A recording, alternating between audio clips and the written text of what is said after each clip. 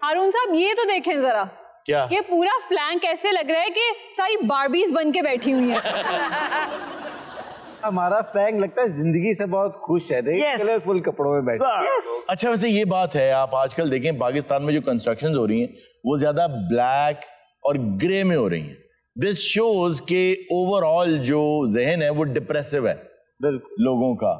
अगर तो कलर्स होना तो इसका मतलब ये होता है कि नेशन इज ओवरऑल हैप्पी। और वैसे भी ये जो आपने बारबी की बात की उससे मुझे याद आ गया कि पिछले दिनों एक फिल्म के बारे में बड़ी 2-3 राय पाई जाती थी। बिल्कुल बारबी की बात कर रहे हैं हम इस वक्त। जी। बारबी में ही कुछ इस तरह के डायलॉग्स हैं जिनको या तो म्यूट कर दिया गया या निकाल दिया गया है। ये बहुत अच्छा किया गया है। वैसे तो मेरा ख्याल ये है, मैं थोड़ा सा इस मामले में ना आप कह सकती हैं कि रिजिड हूँ, और मैं ये समझता हूँ कि होना चाहिए। उसकी वजह ये है कि ये बहुत इंपॉर्टेंट है कि पूरी दुनिया में रेटिंग्स होती है ना पीजी, कि बच्चों के लिए कौन सी चीज देखने वाली है कौन सी नहीं देखने वाली। आप देखते हैं अमेरिका के अंदर एक बच्चा उठता है और बंदूक उठाता है और वो गोलियां चलानी शुरू कर देता है। कोई उसूल होने चाहिए, कोई अखलाकियात होनी चाहिए। अब जो नेटफ्लिक्स पाकिस्तान में आ रहा है मुझे बहुत इख्तलाफ है उससे। मुझे पता नहीं है कि अथॉरिटीज क्या कर रही हैं। मेरे ख्याल में नेटफ्लिक्स को ओवरऑल तब तक बैन कर देना चाहिए जब तक वो गैर इखलाकी मवाद जो हमारे कल्चर से मिलता जुलता नहीं है उसको हटा नहीं देते। और खैर इसके खिलाफ आप दलाइल देना चाहें तो बिल्कुल दें। इसमें यह भी हो सकता है कि आप पाकिस्तान के रीजन में वैसा कंटेंट बैन कर दें, ओवरऑल नेटफ्लिक्स बैन ना भी करें। बिल्कुल आप नेटफ्लिक्स को दें ना, अपने प्रिंसिपल्स लिख के दें कि जी ये अखलाकियात हैं जिनके अंदर रहते हुए आप जो भी कंटेंट डालना चाहते हैं डालें। लेकिन पाकिस्तान के नेटफ्लिक्स में ऑलरेडी आपको इतना फिल्टर होके कंटेंट मिल रहा है जो आई एम सॉरी बिल्कुल नहीं, ऐसा बिल्कुल नहीं। मैं उसकी विजिबिलिटी, मूवीज की विजिबिलिटी की बात कर रही हूँ कि जो मूवीज आपको अमेरिका में नजर आएंगी फॉर इंस्टेंस वो आपको पाकिस्तान में नहीं नजर आएंगी। वो ऑलरेडी कंटेंट बहुत लिमिटेड है। अच्छा उसमें एक और चीज होती है, लाइसेंसेस जो होते हैं ना, फिल्मों का जो लाइसेंस होता है, किताबों के, बहुत सी चीजों के, वो कई मर्तबा रीजन्स के हिसाब से होते हैं। वो हमारे रीजन के नहीं है, इस वजह से हमें नजर नहीं आते। जैसे अमेरिका के किसी भी ओटीटी पे आपको जो कंटेंट नजर आएगा वो पाकिस्तान में इसलिए नजर नहीं आ रहा होगा क्योंकि वो रीजन, वो वेस्टर्न हेमिस्फीयर के रीजन का है, एशिया पैसिफिक का लाइसेंस नहीं है। माय पॉइंट इज कि इस वक्त हालात ये हो गए हैं कि नेटफ्लिक्स के ऊपर या किसी ओटीटी प्लेटफॉर्म के ऊपर जितनी ज्यादा गंदी गालियां होंगी उतना ही कहेंगे जी बहुत अच्छी सीरीज है। जिस कदर वाहियाती होगी कहेंगे जी बहुत अच्छी सीरीज है। फिल्मों में भी अब इस कदर गाली गलोच, आप पुरानी फिल्में उठा के देख लें, उनकी लैंग्वेज बड़ी बेहतर हुआ करती थी। आप घर में बैठ के फैमिली के साथ देख सकते थे। तो मुझे तो बहुत सख्त इख्तलाफ है यूट्यूब से और दूसरे ओटीटी प्लेटफॉर्म्स के साथ कि आप उसको फिल्टर करें।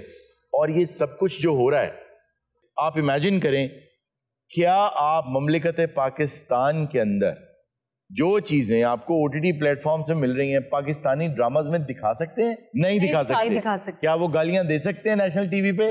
नहीं दे। इसका मतलब ये है कि हमारी अखलाकियात और है, उनकी और है।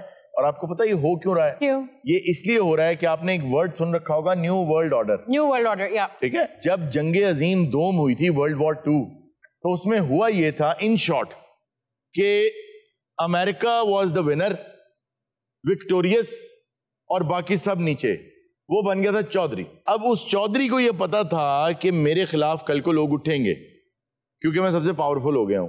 तो उनका जो जनरल मैकार्थर था, उसने एक जो विक्टोरियस स्पीच की थी उसमें उसने ये कहा था कि अगर हम अभी भी ना जागे और हमने तमाम दुनिया की अखलाकियात को अपनी अखलाकियात के साथ मिला ना लिया तो जो अजीम जंग जिसका हम इंतजार कर रहे हैं, जो दुनिया की सबसे बड़ी जंग होगी, हमारे रिलीजन में भी उसकी प्रोफेसीज हैं, बाकी रिलीजन्स में भी उसकी प्रोफेसीज हैं कि एक ऐसी अजीम जंग होगी जिसके बारे में यह भी कहा गया है कि अगर एक माँ के 100 बच्चे होंगे तो 99 उस जंग में मारे जाएंगे।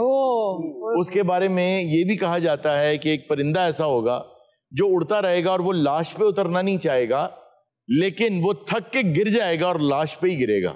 उसको आर्मेगेडॉन भी कहते हैं, आर्मेगेडन भी उसको कहते हैं, हल मजदून भी कहते हैं, मलहमतुल उज़मा भी कहते हैं, मलहमतुल कुबरा भी कहते हैं, ये नाम है उसके। तो उसने ये कहा था कि अगर हमने सब लोगों की अखलाकियात अपनी अखलाकियात से ना मिला ली, उसके साथ मैच ना कर ली, तो जंग अजीम जो होनी है वो हमारे दरवाजे पे खड़ी नॉक कर रही है। क्योंकि यूनाइटेड नेशंस जो है उस वक्त वो लीग ऑफ नेशंस थी, وہ تو فیل ہو گئی ہے.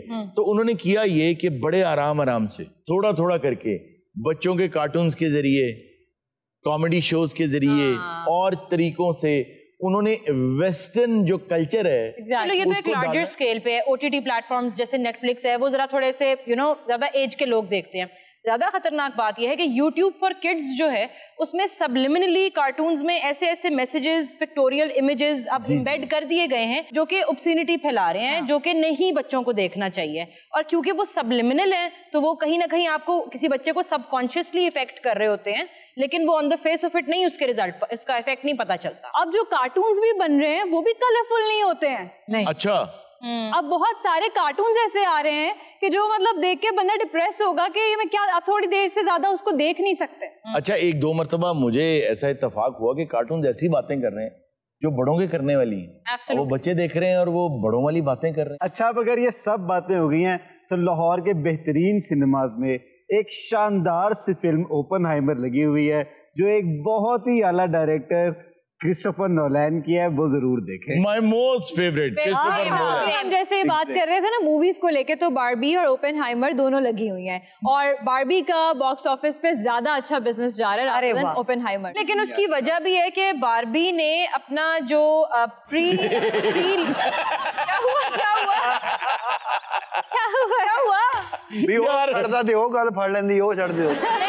میری آغا صاحب, اچھا تو ٹھیک ہے آغا صاحب, ٹھیک ہے, ہم گنڈی رن بھی دیکھنے جائیں گے, لیکن